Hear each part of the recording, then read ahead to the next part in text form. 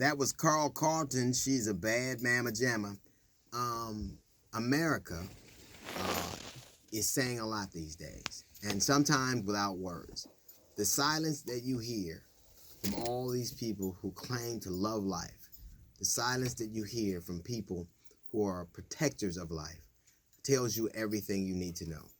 It tells you a lot about America when no matter what generation of black person you are, you have felt this anger. You have felt this fear. You have felt this uncertainty. Your great-great-grandparents felt it. Their parents felt it. The people who first came here as slaves felt it. And fear is imbued in us. And it's not the unreasonable kind.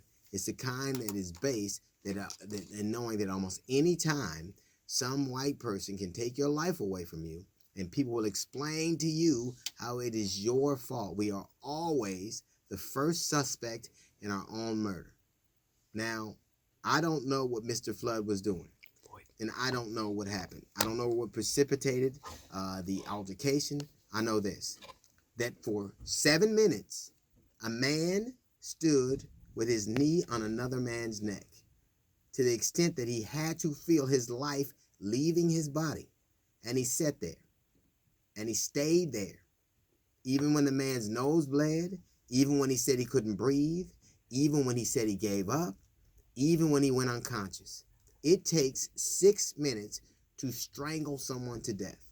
6 minutes. 6 minutes. And he stood there for 7 minutes.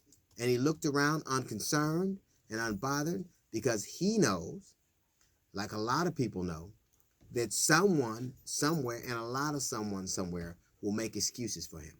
Will tell you why it is that way. To tell you why it had to happen. And it's unfortunate, but this is the way it is.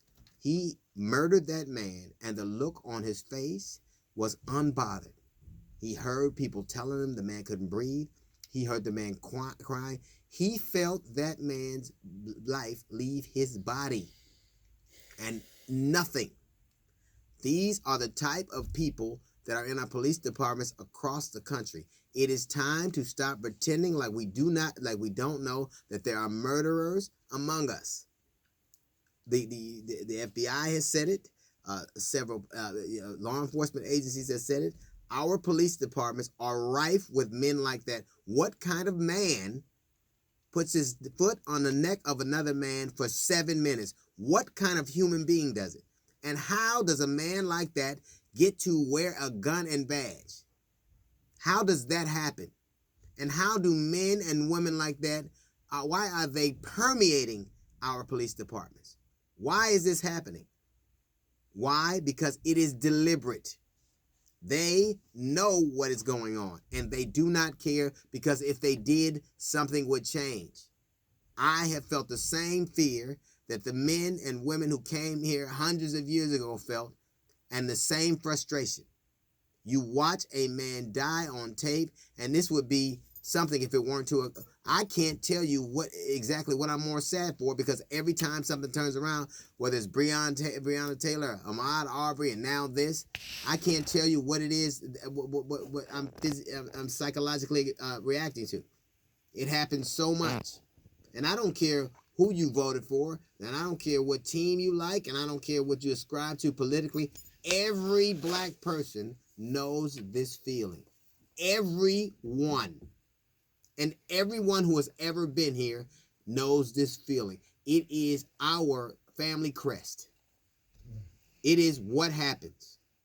We have a responsibility to make sure that this stops happening. And I swear to God, I will lose my mind if I hear one black person say, we kill us. So because people in Chicago kill somebody, you get to watch a man life extinguished with another man's foot on his neck?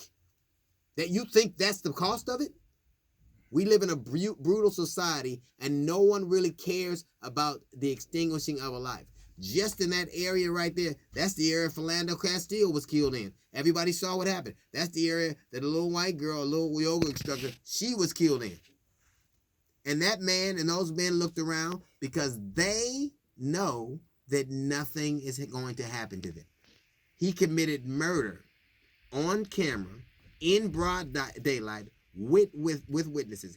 He had his foot on a man's neck for 7 minutes and did not react at all.